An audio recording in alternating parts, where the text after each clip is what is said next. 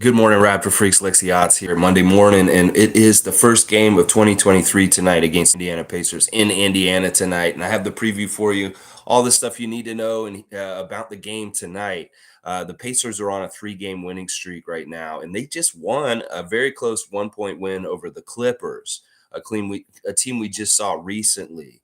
So they're playing at a high level. This is going to be very much similar to these West Coast teams recently that we played, because Indiana's averaging like 130 points in recent victories. So the challenge for the Raptors tonight is to hold the team that they're playing tonight to below 30 points per quarter. If we can really watch Tyrese Halliburton and Buddy Hield and Miles Turner has been playing very strong recently also. So Miles Turner down low, and then those guys on the outside shooting threes. We need to limit their scoring. I know they're an East Coast team, but they're playing like West Coast. And it may be because of these Sacramento Kings that they got from the Kings last year in that trade for Sabonis. That Hield and Halliburton are bringing that West Coast flavor to Indianapolis this year, and that's their scoring is jacked up. Well, we need to call the plumbing company, OG Plumbing Company, and we need to shut that water off because we don't need these guys going off and doing crazy scoring stuff tonight when the Raptors are here. They are there in Indiana today to play them tonight. This is a very important game for starting direction we're going to go. This is an opponent that is gettable. We can beat Indiana. And it really is a game we need to win because we have now slipped into the 12th spot in the standings behind Chicago and Washington. Washington has bumped Chicago out of the play-in now, and we all have the same record for the most part. It's just Washington's played more games, and they did look really good yesterday, winning their game last night against the Memphis Grizzlies. No, wait, they lost to no, they beat the Bucks. The Washington Wizards beat the Bucks last night, routed them by over 20 points. So yeah, we got to get our act together because a lot of other teams are getting their act together. It's interesting that Washington's doing better all of a sudden with the return of DeLon Wright from the injury list, that he is finally back. Speaking of injury list, just real quick, let me go over the injuries for tonight in the Raptors game tonight against the Pacers. Otto Porter is out for sure tonight. Once again, we know Otto will definitely not be playing, but other than that, it is wide open for a possibility as far as with Fred VanVleet and Precious Achiuwa. Now, Precious is listed as questionable, as is Fred, but they interviewed Fred this weekend. They had good interviews yesterday with Nick Nurse and Fred, and he said that his back is feeling better. And I'm going to guess that they want to start this new year right with some reinforcements that Fred will show up tonight to play. Now, Precious, I have no idea if this is going to be the first game that he shows up back from his long injury, missing things. And I hope it is, but I don't know for sure. It may be that he comes in and bolsters us for Milwaukee on Wednesday. That'll be our next game after this one. So I have no idea. We're going to have to check this afternoon on the status for Fred and Precious, but they both have a good chance that they could play tonight. I'm not going to lie, that either one of them could be suiting up and playing for us tonight. So let's keep our fingers crossed. And I really hope that Precious plays. I think Fred's more likely to play, but I hope both of them play. And I think that Fred's more likely out of the two of them. On the other side of the ball, there's no real injuries of people that are really important to what they're doing right now with the Pacers.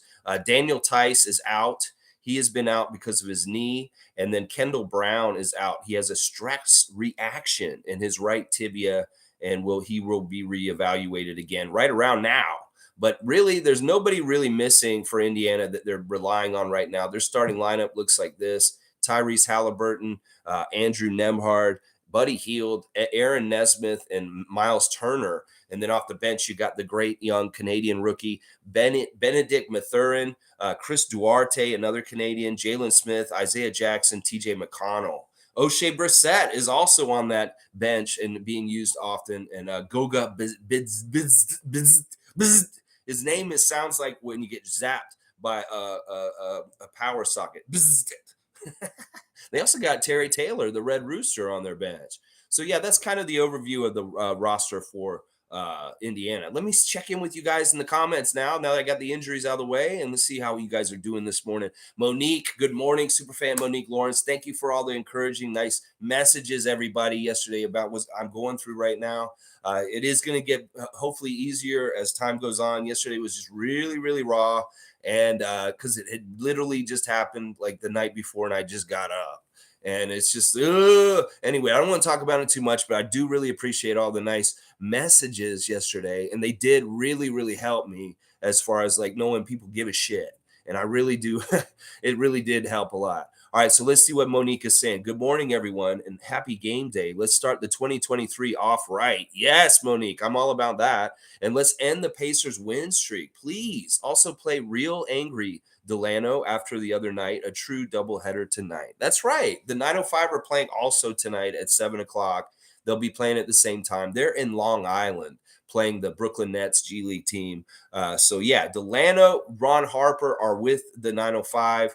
And I'm not sure Jeff Dowtin, I think he is still with the main roster team just because of the ambiguity about Fred, whether he's going to be playing or not. So Jeff should be still available for the Pacers game. But meanwhile, Delano and Ron are in Long Island tonight. So they are definitely not going to be available for the Raptors tonight. I like what you're saying, Monique. We've been streak busters just before New Year's. We took that streak from New York Knicks. We took that streak from Cleveland Cavaliers. Let's take this streak from Indiana tonight. Streak Busters. That's right. Let's go in there and take that 3-game winning streak and start our own win streak for the beginning of 2023. I love it, Monique. And let's go. Tom Duke is here. Good day, Raptors Freak fam. Pacers have won 3 at home since Christmas. Let's go streak busting tonight. That's right. Tom knows the song of the day is by Ray Parker Jr., except that I've been modifying it into a parody of my own. Streak Busters. Who you going to call? Streak Busters. Let's do it tonight. Tom Duke saying woohoo, and he's got the 5 Raptor mascots lineup. I love it. Callie's here. Good to see Callie Mayer. Good morning. Just watched highlights of Pacers Clippers game, and it's going to be a tough one, but we can do it. Yeah, they have a high octane offense. Now, we do have some things in our favor. If we play engaged like we did in the Phoenix game, where we're coming at them and really engaging physically with them on the defensive end, we can really irritate their shots. A lot of the keys are that they get open, clean looks and they work for them. So if we can do stuff like we did last year against them, like in that speaker fire game, where we really switch crisply and really just come and meet them and irritate their shots, hopefully we can mess them up. Buddy Hield's a great shooter. He is a fantastic shooter. He's on my fantasy team, I know, but he can be messed up if you really just kind of bug him or just make his shot really hard. He can have a bad shooting night.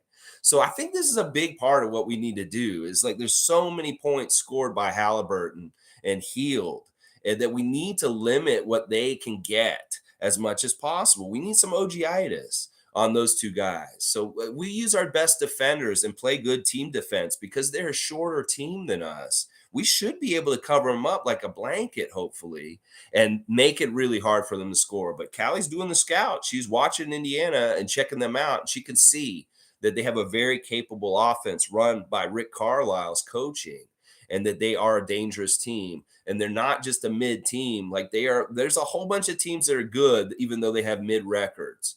And Indiana is one of those teams this year. I didn't think they'd be this good this year. In fact, they've really done way better than I thought they would this year. Tom Duke saying was enjoying the Nuggets game last night when Robert Williams let everyone know he's back by breaking the rim.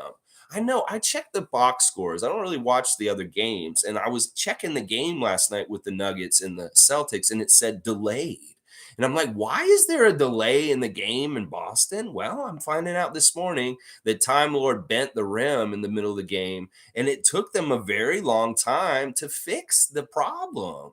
That's crazy. Well, I'm just glad that Denver still kicked their ass and got that win over Boston. They did still win by 12 points because and Jokic was amazing from what I heard. The way he was passing and just doing what he does normally, he absolutely killed the Celtics in a lot of ways last night. So you go Nuggets, go West Coast teams against Boston sports. I'm going to be rooting for the Nuggets against the Celtics like last night. 40-minute interlude. Wow, 40 minutes it took. Those fans got their money's worth. I wonder what they did during those 40 minutes. I bet they had to have another halftime show. Maybe they let the halftime show come out and do an encore and do another round of stuff. A lot of fans probably left. It's a Sunday night. They're like, oh, I got to go to work on Monday. It's the new year. Oh, but the real ones stuck around for the 40-minute delay just to see their team get beat at the end. Oh, wait, but that game was in Denver. That's right. So, of course, those people stayed. They were partying because they were beating the Celtics. So, they had like a 40-minute dance party up on the Celtics. I love it.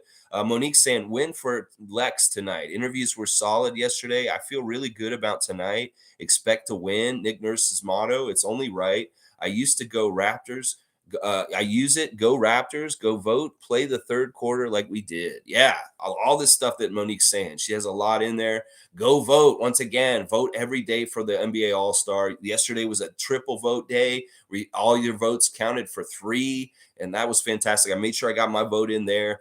Yeah, good interviews yesterday by Nick Nurse and Fred. They talked a little bit about the uncomfortable 20-minute film session the other day, and Fred saying that he likes when coach gets real with the players. In fact, he has no problem with it. He wants coach to be angry and hold the team accountable and to tell them exactly what they need to hear the most. He said, listen, we're all grown men, and we need to be honest with each other and tell each other what we're not doing correctly and get it fixed and figured out. This is a professional basketball team, and they have levels of excellence that they want to keep and have going. It's a part of what makes the Raptors who the Raptors are. And if we're not doing those things recently, there's a problem. And Fred knows that Nick Nurse telling everybody the hard truth, even though it hurts and they don't like hearing it, is important and essential. And he roots coach for being hard on the team. He is not one of these dudes is like, oh man, coach is riding our ass and he's making it hard for us. And meanwhile, Nick Nurse is like hearing questions from the reporters saying, you know, you've had to use a lot of bullets this year to try and get your team fired up. Because Fred said he had used all of his bullets in training camp. That in some ways, Fred doesn't get super critical of the players during the season. But before the season, when they're in training camp and they're gearing up for the season, he's letting them hear it, like saying, this is, you got to do better. You got to be stronger. You got to be faster because this is the NBA, y'all. And this is going to be hard. And y'all don't understand totally what it takes like I do. And he may have been telling people, as he put it, he shot all his bullets in training camp about encouraging the guys. And now it's not his job. It's the coach's job. And in some ways, he doesn't want to mess that kind of things up by taking that role now in the middle of the season. That really Nick is the one who needs to be shooting the bullets of truth at them at this point. And that's what Nick said. Nick said, you know what? I've shot a lot of bullets this season in this kind of way towards the team, truth bullets.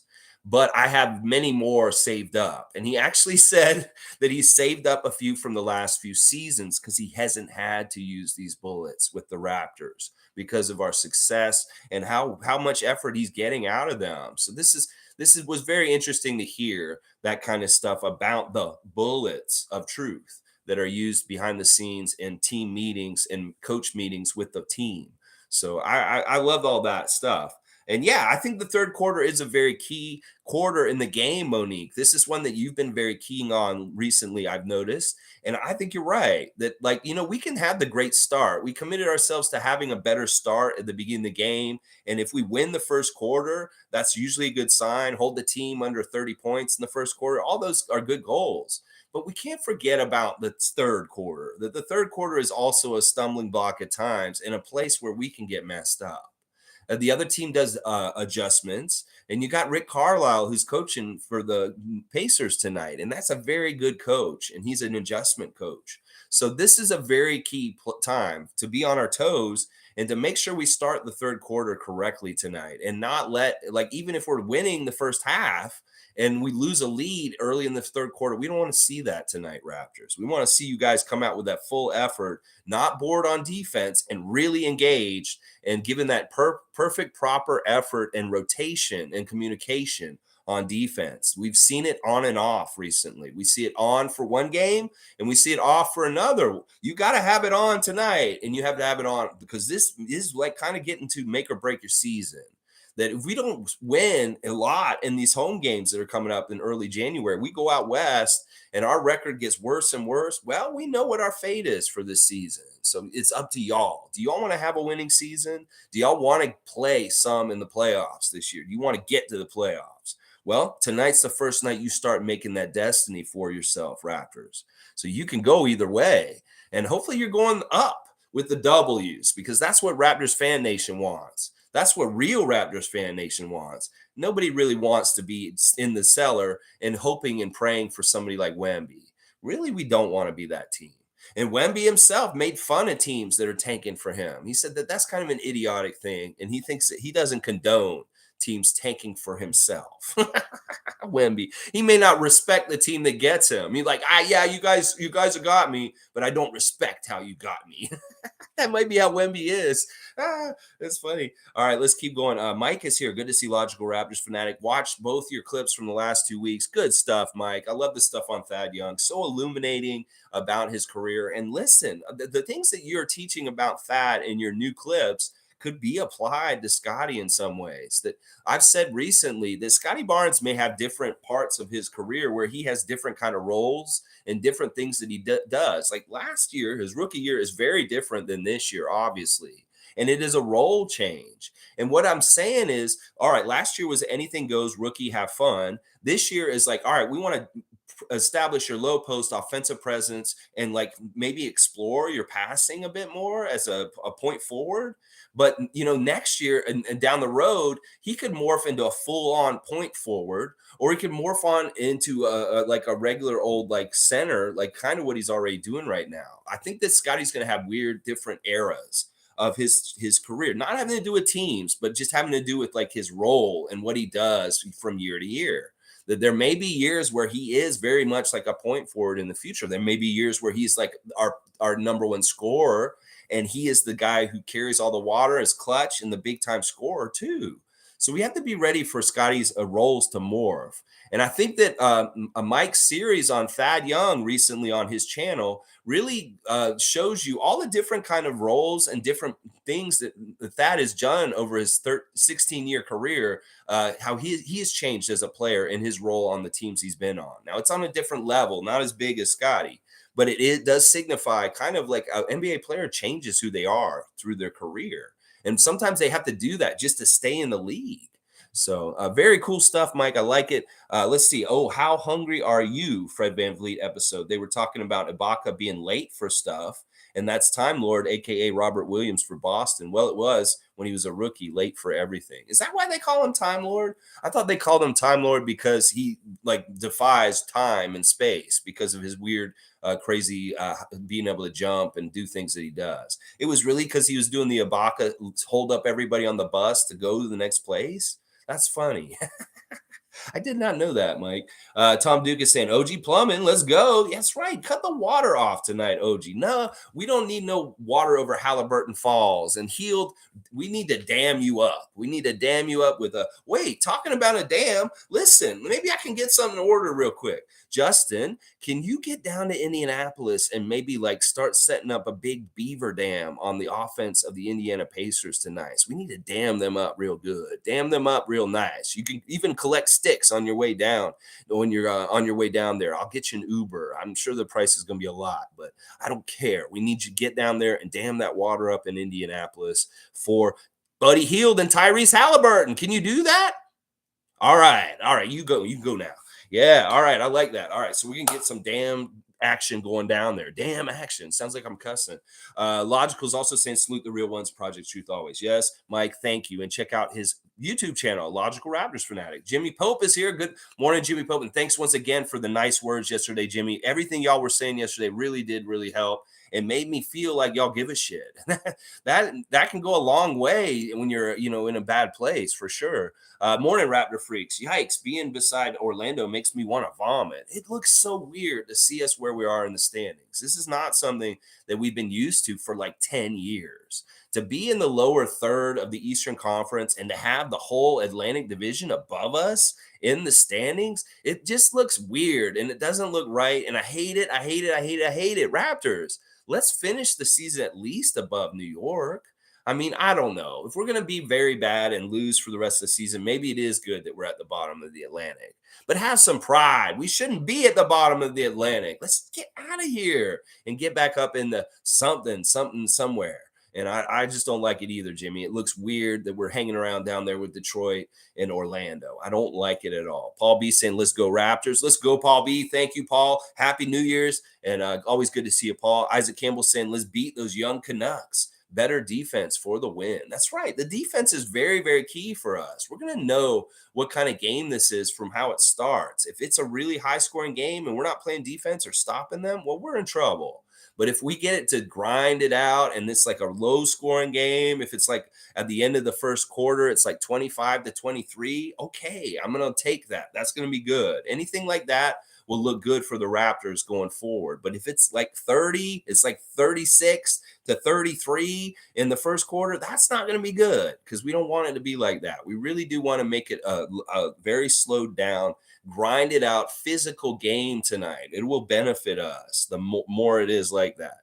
Monique saying messages to the bench, stay ready and stay focused. Yeah, I think that's true for sure. Malachi, you've got to get out of your shooting slump. We're going to need you tonight to match up with the sharpshooters across the way from us. One of the biggest things we could do better is make more three-pointers. And we get the good shots. We're just missing so many, and we have such a bad three-point percentage. Well, this team we're playing has a really good three-point percentage. And if they're going to bomb like 15 threes on us, we're going to have to make at least 10 or 12 ourselves.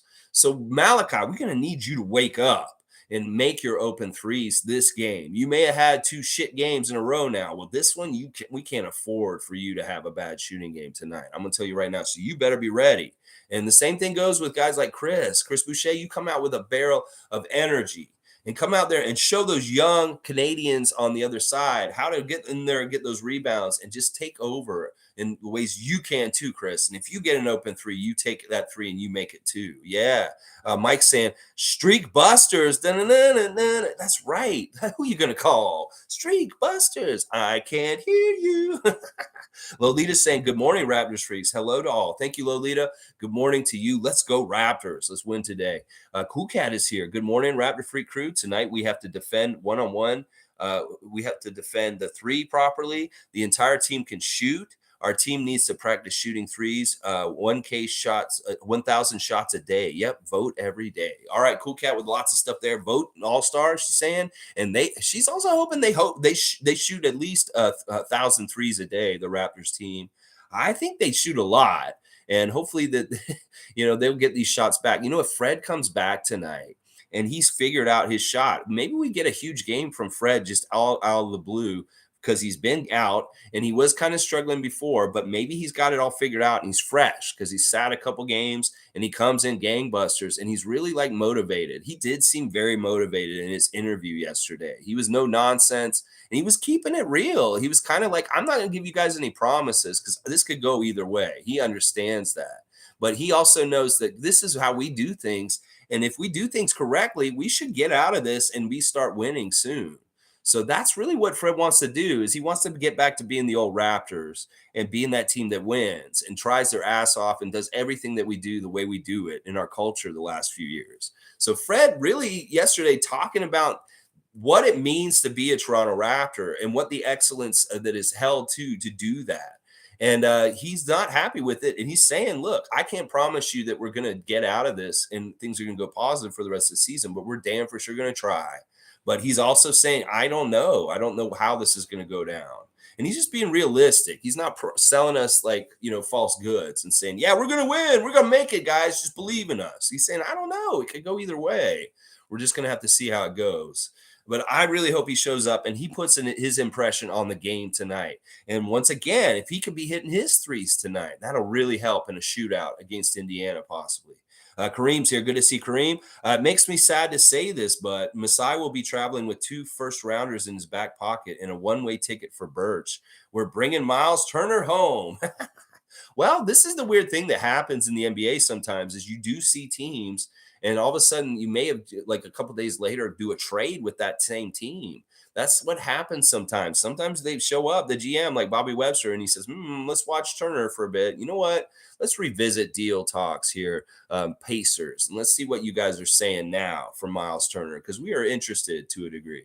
Who knows? I don't know if we're a buyer or a seller. It's really not totally clear what we're trying to do with our season still at this point. That we may still be a seller and saying, all right, yeah, we're not doing anything. We're going to sell. But it could be that we turn around, we try and buy. I don't know. We really got to see Precious back, and we got to see how good we can be with everybody at this point in the season. Let's see. Mike saying truth bullets, meaning the coach taking damage against his voice. It's limited how many times he can do 20-minute meeting before the team starts to tune out. So bullets mean limited ammo times to shoot. Yeah, I agree with that. But also Nick said he has a ton of bullets, and he's crazy. He don't give a shit. He'll keep firing them until they get the message. And I don't think that these guys are going to tune it out. And I don't think that they look at it as like anything bad. I think that they really appreciate the honesty and the brutal kind of like, listen, this is the reality of this situation. That it's like, he doesn't want to sugarcoat it, and he doesn't want to make it like, and he wants to do it in an effective way where it gets through to them. And in some ways, these guys aren't obstinate or like idiots or kind of like egotistical in a way where it's like, wow, coach just made me feel like a dog pile of shit. And like, I hate him. They're not like that. They want to get better. And they know that even if it may be an ego blow or it's hard to hear, they know that the intention is for them to get better. They're smart enough to realize that. It's only knuckleheads that get upset with the coach when he comes at them in a real take. And I don't think we have people like that. I think that every single one of our guys pretty much will take constructive criticism, even if it's very, very blunt and not fun to hear. That they will take that criticism, because I think that they responded very well in the Phoenix game. They did a lot of things better that they hadn't been doing. And some of those younger players may have like woke up to things that like, yeah, this is serious. This is the NBA. And I've got to take this to another level of seriousness and really dedicate myself to playing right at every given moment of the 48 minutes of each game. And I think that's a big part of it is like people like Scotty, Pascal has had to tell him, don't get bored on defense, Scotty. And that really means like rededicating yourself second by second in the game to being the exact place where you need to be, making the winning plays and staying dialed in and never letting your mind wander. And I think that may be an issue for Scott sometimes. And that's why we see him disappear from time to time in the game, is that he's not totally completely dialed in. And that's something that he has to work on, and he's doing it. You can tell he's working on it. Like the last couple of games, he has seemed like he's way more dialed in all throughout the game. There's not like a quarter where he's kind of like aloof and kind of like, what is he fucking doing out there? He seems like he's on it now at this point. The wake up call partly may have been specifically for Scotty in some ways.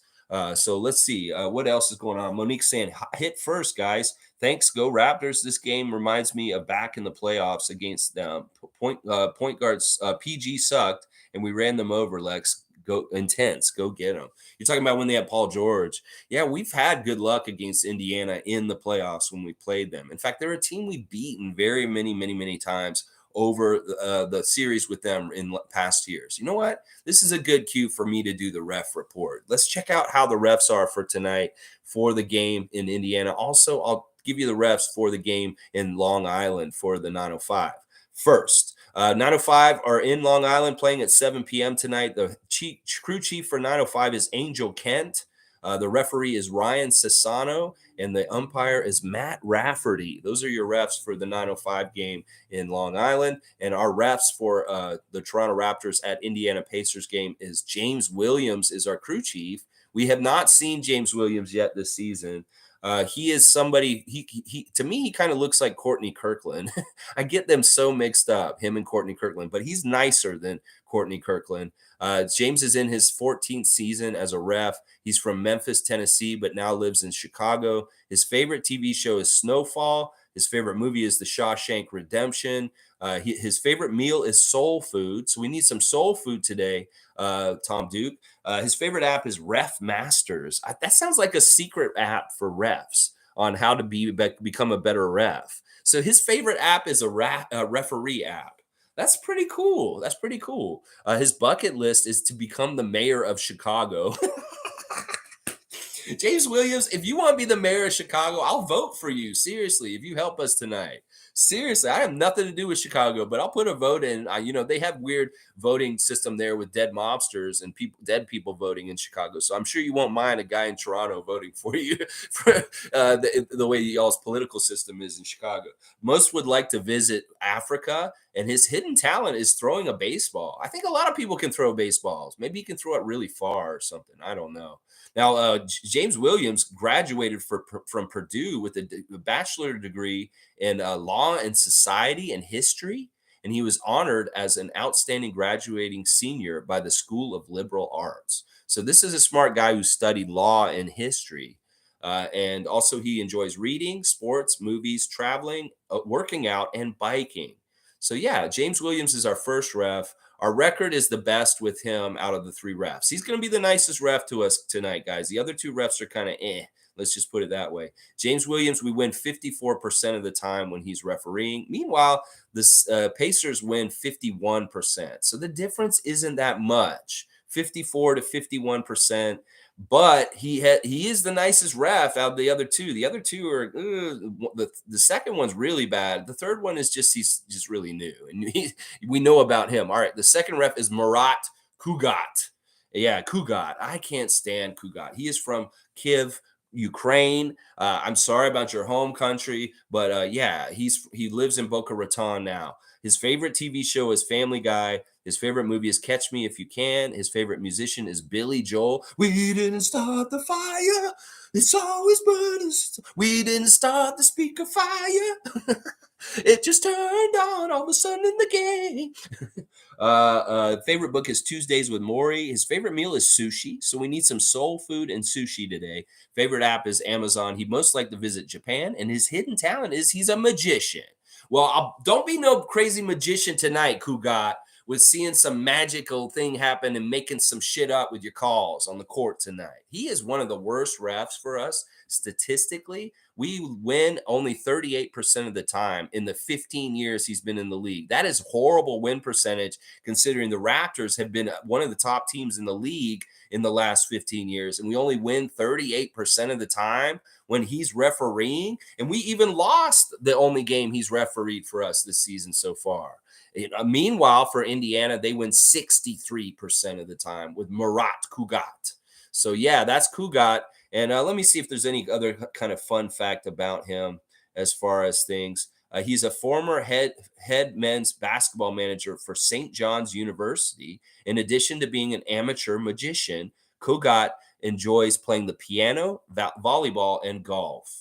Yeah, okay, Kugat. Yeah, we're not our favorite ref, the second ref tonight. And the third ref is Mike Brown's favorite from the Sacramento game, the guy who he got pissed off at and he got tossed about, Brent Haskell. Brent Haskell has been refereeing a bunch of games for the Raptors at both levels recently. He's ref one game for the Raptors, that Sacramento game that we lost. So we are 0-1 under him, but he's only ref 4 games in the NBA his whole entire career. This will be his 5th game ever as an NBA ref. He's refed the 905 recently like 3 times, though. He just refed one of these Iowa games this weekend. In fact, he may have been a part of that stupid-ass game this weekend where Delano fouled out, but he didn't really foul out. He was the crew chief in that game. So Brent Haskell's showing up tonight in Indiana as the third ref. We are 0-1 under him. We have only played 1 game under him. And Indiana has not played a game under him at all. And I have no information for him because he has no bio card. But there's your bio card for him. Mike Brown getting ejected, getting mad at him, him reffing 905 a couple times recently, and then also reffing that Sacramento game for the Raptors. So there's your ref crew. James Williams, Murat Kugat, and Brent Haskell. That is our ref crew for tonight. All right, let me check back in with you guys on the comments. Let's see, 100% Logical Raptors fanatic. They're all looking in the mirror, and I hope getting motivated. Fred's interview was great yesterday to know where the team's headspace is at. Yeah, Fred just keeps it really real and just like honest. And, I can tell he's motivated. He's motivated to show something. And he's such a great leader. Hopefully that'll carry through to other guys when he comes back and he starts playing on the court again, that he is motivated and he wants to win. He's going to show an effort that wins. Because when Fred wants to win, he really powers us to it. And that was last year. That's a big difference between this year and last year's. Fred's not powering us to wins like he did last season. In some ways, we don't want to rely on him to do that. And that's partly why we're having a hard time winning right now, is that he was so special last year in his all-star year last year. And it's really like with his leadership and the direction of him is how we'll go. And some of these close losses recently, he's the ingredient we're missing. It's not helping. He's not making his shots late in those games in the clutch, or he's not even playing. And that's part of the reason why we're losing close games in the last month.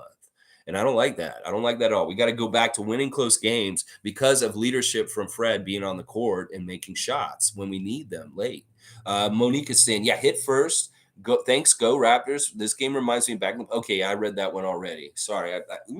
Nameless is saying, okay, here's my Italian lesson for today. Buongiorno, il mio amici. Good morning, my friends, is what I'm saying in Italian. Buongiorno, il mio amici. Okay, I think if I say it slower and really pronounce each syllable, it makes it sound like I really know what I'm saying. All right, let's see. Mike saying, respect, Lex. Yeah, Scotty is going to have weird stats similar to that at different points based on his versatility and role switch to have the best matchup for Scotty to him. That has a large sample. Yeah, I can really see this. And it may be a year by year thing. It's like in the summer, they may say, Scotty, we want you to work on this for this summer. Because like it's kind of like when DeMar went out in the summer and got a 3-point shot and came back all of a sudden to the Raptors with shooting threes. Is DeMar never shot threes? Well, we're going to see him add skills over the years, and those skills may dictate how his role is shaped for each season, and that we may see something totally different next year because he worked on something this coming summer, and next season he may be like totally different kind of offense, and maybe he works on his mid-range a lot or something. I don't know. We'll have to see, but it's going to be fun because he's such a versatile, talented player that we can mold him in different ways and really try and see what kind of different roles may be the most effective to use him in to win games. And that's really fun and exciting. There's more possibilities than limitations. Let's put it that way when it comes to Scotty. Cowboys here. Good to see you, Bradley. Thanks for the nice words yesterday. Good morning, Lex and Raptor Freaks. Let's start the new year with a win. Let's go. That's right, Bradley. Let's go. Let's turn the water off on Halliburton Falls and dam up that river for Buddy Hield's canoe.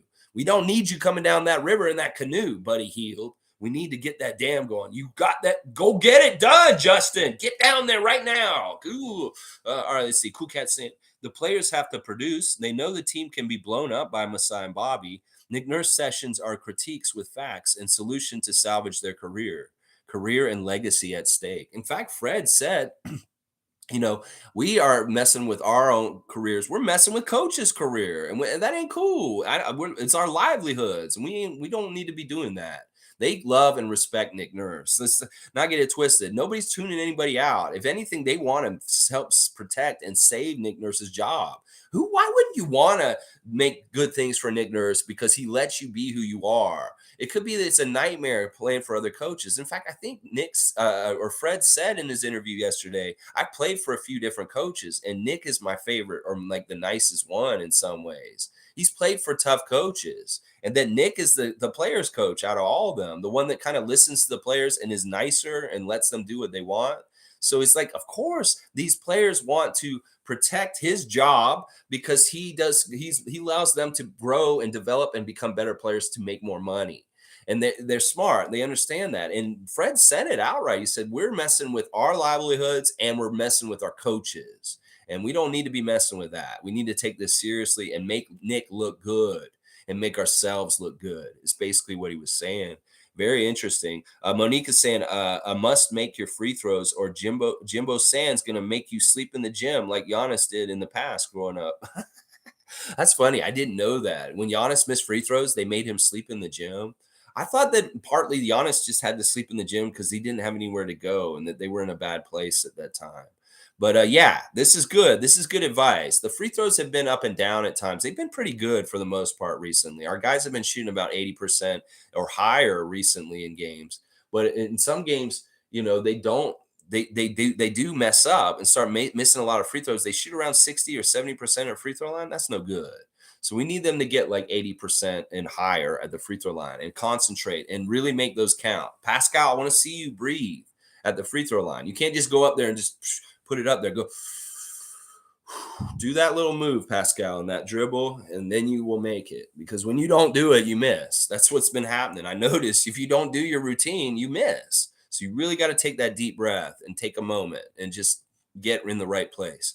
Mike's saying the big issue at the moment, they aren't on a string defensively. The system works with communication and help rotations, filling in after the first two attacks. We collapse and don't rotate out to three. Yeah, well, this is something we cannot afford to do tonight as far as with these shooters. In some ways, a lot of us have been promoting one-on-one, no doubling and no like over rotating, really allowing our really good defenders individually to play one-on-one against players and just beat them one-on-one. No reason to send somebody over. Just stay at home and just keep to your guy and really take care of them. Now, if it's a matchup problem, like they get a mismatch with Miles Turner down low on a little guy like Fred or something, yeah, bring a double and come and help him. But for the most part, maybe they really going to have to be smart about how they trap and double. I know that Nick Nurse is so smart about this, and he really does make the best schemes with the team that they're playing that night in mind. So we just need to trust that Nick's going to do the double teaming or the trapping in the amount that needs to be done, not to hurt us in this way. Because it's true, we do the rotation to really well to a point, but then we lose them, and then boom, there's an open three all of a sudden. We cannot afford that against the Pacers. This is one team that we may need to worry about the three way more than like the mid-range area. They should shoot all they want. In some ways, if as long as we can just irritate the shot, mid-range we can give it to them. Now down low, we don't want them to dominate the basket or paint around there, obviously, because this has been a huge problem for us in games that we lost recently. But in some ways, also, you could let Miles Turner get the ball down there and just irritate his shot, kind of like what we did to Ayton on Friday night. That could be good too. So we got to pick our poison with them. It may be that we really put an emphasis on the three-point shooting tonight and really stymie that. Maybe giving them some more stuff in the other places, the mid-range and down low, but really just trying to like irritate their shots in those places too. A lot of keys to victory, and I'm glad we're talking all about it all, because this is stuff. I know the Knicks going to have a really good plan for tonight. We just play Indiana very well, and we are set up to win a game like tonight because we do really have good matchups against them in a lot of ways. All right, let's keep going. Tom Duke's got the food out. Let's read the food emoticons off. He's got the plate. He's got a chicken and a shrimp. Okay, I'm going to guess that maybe it's the soul food. And then we've got a couple of sushis there for Kugat. And then because Brent Haskell has no profile, we don't know what he wants. He just gets the basic, pancakes with the 100% Canadian maple syrup. Thank you, Tom Duke, for providing the beverage, the catering for the referees. Hopefully they'll appreciate it and they'll give us some favor. Marat Kugat, come on, man. Stop being a busta. And James Williams, please be nice. Please be nice. And Brent Haskell, you could throw out the Rick Carlisle. That'd be great. Throw him out. Kareem Thomas saying, Indy loves to chuck threes. Hope Raptors give a steady dose of Malachi and Dowtin to help coverage on the perimeter. I'm glad you mentioned Dowtin. And I think that his presence being with the Raptors tonight is really good, because this is a game where we may really need him. Even if Fred comes back tonight, I want to see Dowtin get some of these minutes. Like if Malachi is cold right away, I'm sorry, Nick, wave the white flag and don't waste any more minutes on him for the rest of the game. You can see him come out there and he misses or airballs 2 or 3 shots. I'll give him 3 shots. If he doesn't make 1 at least, then you got to bench him for the rest of the night. If he makes 2, that's great. If he makes all 3, hell yeah, that's what we want. But if he doesn't make any of them, or he only makes like 1 of them, you got to really seriously consider maybe giving all of his minutes for the rest of the night to Jeff Dowtin Jr. That I like Jeff Dowtin on defense better than Malachi in some ways, because I told you, I feel like he's taller. He's like 6'5". I know he's been listed at 6'3", but I feel like he's more like Gary's height, and that he's so active and engaged and just locked in that he just seems like he's a really smart defensive player for people like Halliburton for tonight. That I think that it'd just be smart to play Jeff Dowtin as your backup point guard, even if Fred comes back. If Fred's not playing, then you got Malachi, and then Jeff's the backup anyway. But I'm just saying, give Malachi a very short leash. And if you can tell that he's not hitting his shot and he's kind of in a weird slump again right now, give those minutes to Jeff because he will make something out of them. And I think he'll do a fantastic job defensively tonight. And I like what Kareem's saying here. We got to give them a steady dose of watching out for them all over the 3-point line. In fact, we may guard the 3-point line so heavy that they have to step in and take the shot just inside of the 3-point line at times. Nameless saying, you said it perfect that time, Lex. I said the Italian perfect that time. Awesome. I think it really is when I really slow down and I hit the syllables is when it sounds really good. Callie's saying, do I know if Precious is back?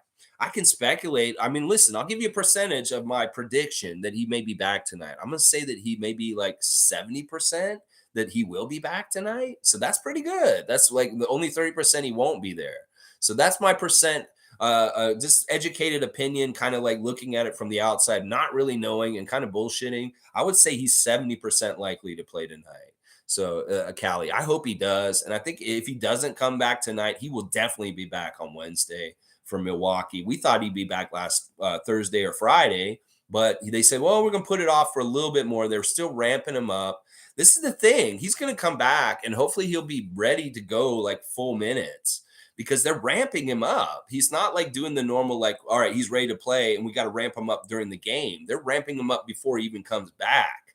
So he's been going very hard in practice the last week or so.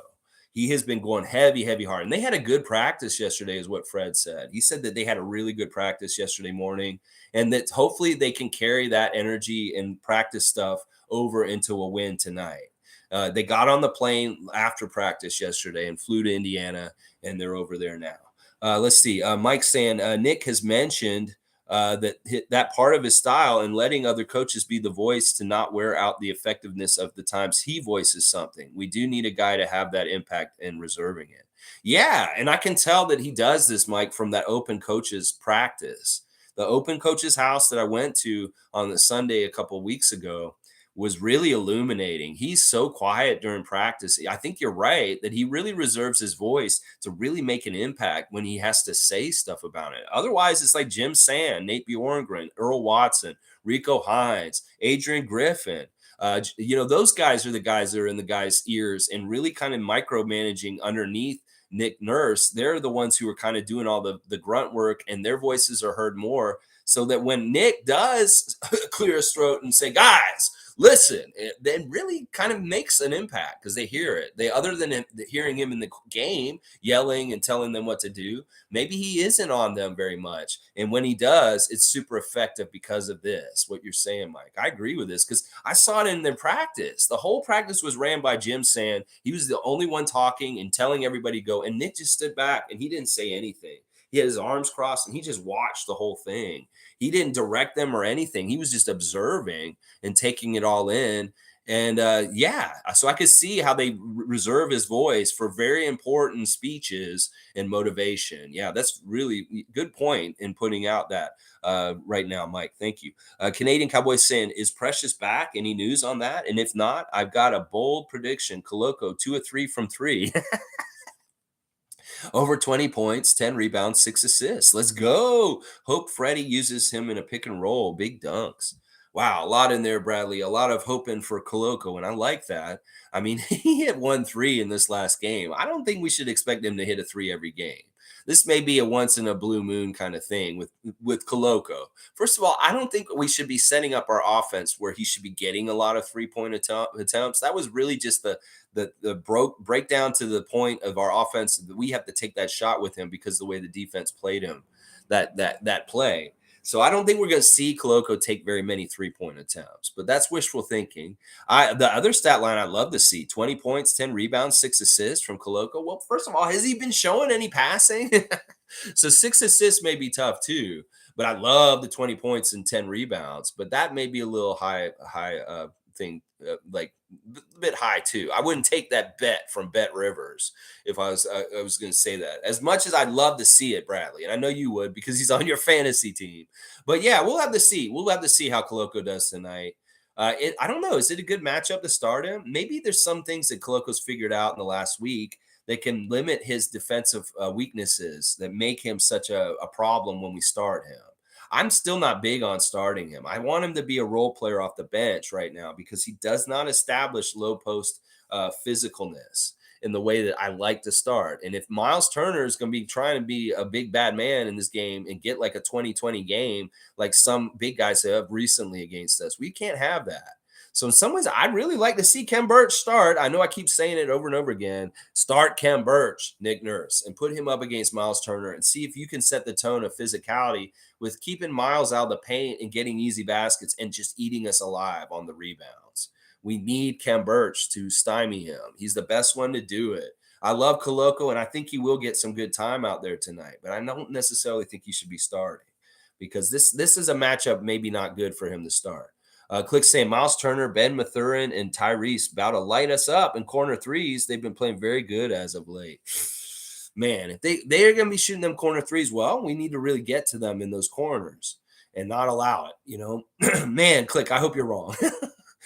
I hope you're wrong. I hope they have a bad shooting night, the Indiana Pacers, and that we're rotating really good and catching up with them out on the three-point line, not letting them get any open looks and keeping it easy. Naco the Nacho, good morning to you, sir. Hope you've had a good start to your New Year's. After OG, Dowtin might be the best stealer on the team. I don't know. You got to put Gary in there. Gary is a huge, great stealer. And also Fred. Fred is such a good stealer, too. We haven't seen enough of Dowtin, but I think that you're right that he is good at getting the passing lanes. And he's also just really good on being on the ball and just kind of being a pest. Like you see him swipe sometimes. If they're standing still, he will swipe at the ball real quick like that. But I think he's not a bad person at steals. But statistically, I think you got to look. OG, obviously, he's leading the league in steals. But Gary almost led the league in steals last year. And Freddie is really good at stealing the ball too. So I don't know. There may be a couple guys a little bit above him in the ranks for this. But I'm not saying he's not bad at it. It's just that we haven't seen him play enough to really see how many steals and how often he can get them. Cool Cat saying, I like Dowtin Jr., floor manager, high IQ, and great on defense. His threes are developing. Malachi's threes are needed, very needed. I hope we get Precious's defense tonight at a minimum. Yeah, it'd be nice just to have him out there just for extra beef, just for extra like help with the rebounds. You know, if he doesn't do anything offensively and he comes back tonight, I'm not upset about that. I think that Cool Cat's right. If we could at least get his defensive presence and his crashing the boards and rebounding, we'll be in good shape. So please, Precious, come back tonight, and we'll be monitoring the news sources during the day to find out up to date whether Precious or Fred will be playing tonight. I really hope both of them are. We'll have to see. All right, let's do the real mascot matchup. The last time we saw the real mascot, he was on a beach and he's been like mauled by a grizzly bear. And he's in a real bad place. And it's the middle of the day and the sun is out and the sun is beating down on him. Now, the sun was hot, but you know what's really weird about the sun and heat and radiation? It can cauterize your wounds. And actually, this sun is a benevolent, loving sun that is beaming down on him with healing like rays of sunshine. And they actually like it's magic almost. It's like they cauterized his scars and wounds from the bear chewing on his shoulder, and it sealed up. And all of a sudden, the raptor got up and he was like, okay. It was really weird. It was like, I don't know. There's these people that believe you stare at the sun or do sunbathing, that it can solve all your health problems. It's not that I'm going in that fringe theorist kind of pseudoscience medicine, but there is some truth to sunshine and bright sunshine helping you in some ways also and giving you vitamins and stuff. So that's what happened. The sun enriched the raptor to the point where it actually healed them. It may have been some sort of weird juxtaposition of where the sun and the earth were in the solar system, that it just hit the right angle and it hit those scars and they just healed. They scabbed right up and he got up off the ground. And it was almost like, wow, what happened? It's like, I'm not in a dream because it still hurts. But yeah, my life is really fucked up. So he starts walking down the street. And there's a little bit of that piano music playing once again, like last season. Dun, dun, dun, dun, dun, dun, dun, dun, dun, dun, dun, dun. An Incredible Hulk theme. Yeah. It's like Bill Bixby in the 70s, walking down the street with this jacket over his shoulder, just like, what's next for me? It's sad. My life as a loner, walking this earth with my curse. Well, the raptor doesn't have a curse, but it's just one of these moments once again. While he's walking down the street, well, a vehicle like pulls up beside him and asks him if he wants a ride. It's very much the same vehicle that he saw before, the pace car, the pacer.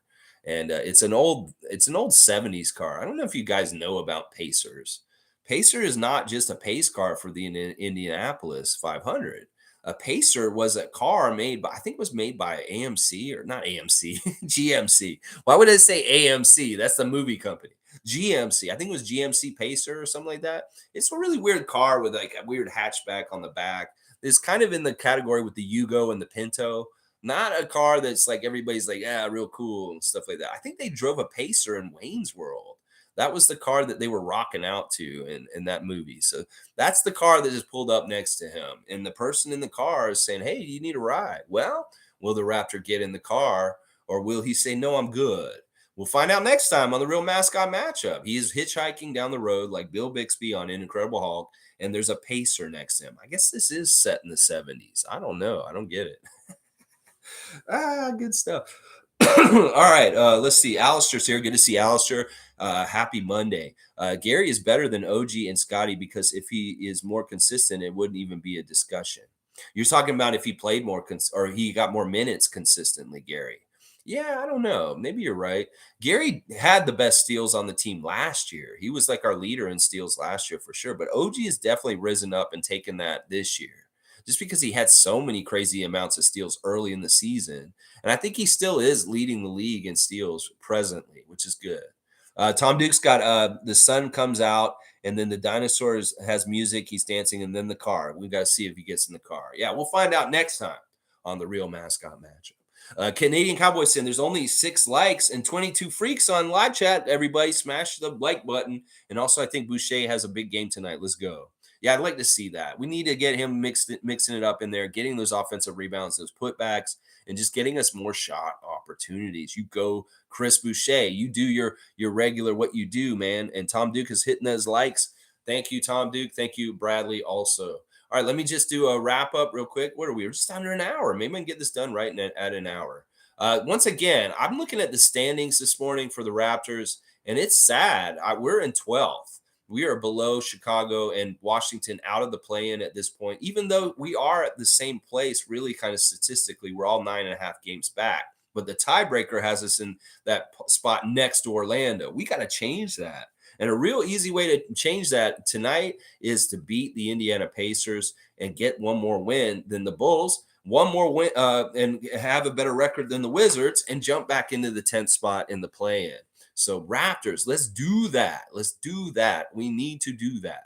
Also, let me just real quick go over the injuries real quick. Once again, Otto is out for sure tonight. Fred is day-to-day, considered a question mark for tonight's game with his back. I think he's going to be ready. It seemed like he practiced yesterday, and he's moving pretty good. So I think Fred's pretty sure bet to play tonight, but there's no guarantees. And then Precious, as I said earlier to Callie, I think he's a 70% likely to play tonight. There is a little bit of a chance that they hold him out still and save him for Milwaukee. But I don't see why not. Get him out there for Indiana tonight. And hopefully we have most of our guys, all of them except for Otto. That would be great. On the other side of the ball for the Pacers, the only injuries are Daniel Tice and Kendall Brown. Both of them aren't really in their rotation anyway. It's always good to not see Daniel Tice. Even though he's not that good of a player, he's a goon and he's annoying. Our refs for tonight are James Williams, Marat Kugat, and Brent Haskell. James Williams is the most friendly as the crew chief. Marat Kugat, he has not been nice to the Raptors in the past. And Brent Haskell's a rookie ref who's had quite a crazy year already, and he has refed a lot of 905 games recently. And the 905, they are playing also today in Long Island against the Long Island Nets. Their refs are Angel Kent, Ryan Sassano, and Matt Rafferty. Okay, guys, thanks again, once again, for all the love and support and just kind messages yesterday. This is a difficult time for me, but I'm going to soldier on, and I'm going to, things will get better and better. I apologize for my emotional outburst yesterday. I really am trying to be as strong as I can, and it was tough. That was just a really, really bad time for me right then at that moment, and that's why I couldn't hold it together. I will try and always hold it together as best as I can. And you guys are right. Each day it will get easier. And the thing about it is, listen, her and I are very amicable. We're not in a bad place where we hate each other. We very much came about this decision in a grown up, mature way that things just aren't working, and we have to part our own ways. So we don't have any bad blood, and we are very friendly with each other. It's just she needs time away from me and to just heal and not have. We have to get used to this new change, and it sucks. It's very hard, and it's not fun. But there's no bad feelings. We actually really do still very much love each other. It's just that it's just not functioning or working well as far as our lives and being able to be together. So it's just how it is. It sucks. All right, let's see. Mike's saying the conversion of two ways are coming up January 15th. We'll find out whether they're going to convert Dowtin. Yeah, and I hope they really do. I mean, that would just be wise. Jeff Dowtin Jr. is a fantastic player for our roster. And if we need guard help, he is that guard help. And I'm very happy that that'll be coming up soon. And I'm pretty sure he's going to get it. Monique's also saying DeMar DeRozan's comments on Grayson Allen were spot on, Lex. Gary Sr.'s Instagram post on his son were sickening. And what if that was your son? Oh, my God. Go G Money. All right, Monique. Yeah, good, interesting things to bring up. Yeah, what DeMar said after the game with Grayson Allen, where he hit him with that cheap shot with the forearm to his back, was basically, he said, listen, if it was any other player, I wouldn't have gotten mad and came after him like that. He mentioned Boban specifically, which was weird because I don't see Boban ever doing anything like that. But he said because it's Grayson Allen and he has a history of cheap goon shots, that is part of the reason why he's so mad. I'll bet a lot of that was left over from being pissed off about their season last year with how Grayson Allen took Alex Caruso out, and it really affected the Bulls season last season. So DeMar has fully, like I said, I have no problem with him getting pissed off and coming after him. And, maybe Grayson Allen's going to be looking in the mirror. Maybe he's going to dial it back, or maybe the NBA will finally do something about goonish players like him that are very intentional with the things they're doing, and it's very, very dirty. So I hope that they will do something and make an example out of him, because he's not the only one. There's a few guys in this league that are very, very dirty. And I like that DeMar's calling them out, and maybe they'll take notice of this and say, look, we know who you are. You're exposed. You're a goon, and you are hurting people, and it's not good for the game. And nobody should have this role. And there shouldn't be a role player on your team that's hurt the other people on the other team. And, I'm glad he's getting a backlash, and DeMar's putting him on blast for it. It's really good. Yeah, and the Gary Trent senior post of the younger brother of Gary Trent Jr., his eye is gross. Yeah, only look at that if you're not squeamish and stuff. Yeah, people are idiots and stuff. Tom Duke's saying you are all good, buddy. Bonjour. Thank you, Tom. I appreciate that. Bonjour. Cool Cat. Raptor Freaks have your community support. No need to apologize. I know some people are uncomfortable with emotions. I'm just an extremely sensitive person, and I have no bullshit. Like, I can't hide it. I can't stop it. I just got to be me. And some people just have a problem with that. Some people just hold it back, and then they see it and they're like, oh, this is cringe. This is really hard to watch.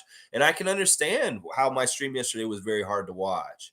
And, listen, I want to be an example of how to cope and deal with things also. So I have to be strong, and I will be, I promise. Isaac Campbell saying real ones keep it real. Thank you, Isaac. I will try. And I hope you join us for trivia tomorrow night, 8 p.m. Trivia Giant Andre starts again, Isaac. I hope you'll be involved this season coming up. Logical Raptors Fanatics saying January 15th is the deadline to convert two ways. W stream. Thank you, Mike. Yeah, all right. Well, that'll be coming up in the next 2 weeks. And Cowboys saying, have a great day, Lex. You're a soldier. Keep marching. Have a great day, Raptor Freaks. Let's go, Raptors. Yes, Bradley, you be safe out there working today, and just have a great day. Y'all call Tada if you need help around the house with painting, cleaning up, washing windows, moving stuff. Whatever you need, Tada can help you out. They're in the phone book. Look them up. Those brothers will come and help you. W, thank you, Tom Duke. And Monique, awesome stream. Let's go, Raptors. Always keep at it. All right.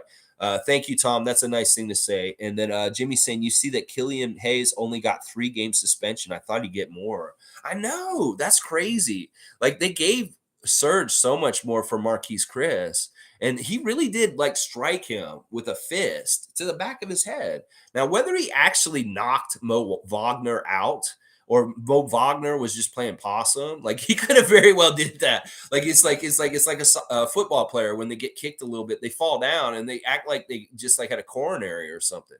Well, Killian Hayes, when he hit him in the back of the head, I don't know how if he grazed him or if he actually made good contact and it really did knock him out. It could be partly that Mo Wagner like just flopped and acted like he was out cold for a second too. So I don't know. They really looked at it, but I thought that was a light suspension for sure. And it did really help the Wizards on Friday night because none of the Magic were able to play in that game.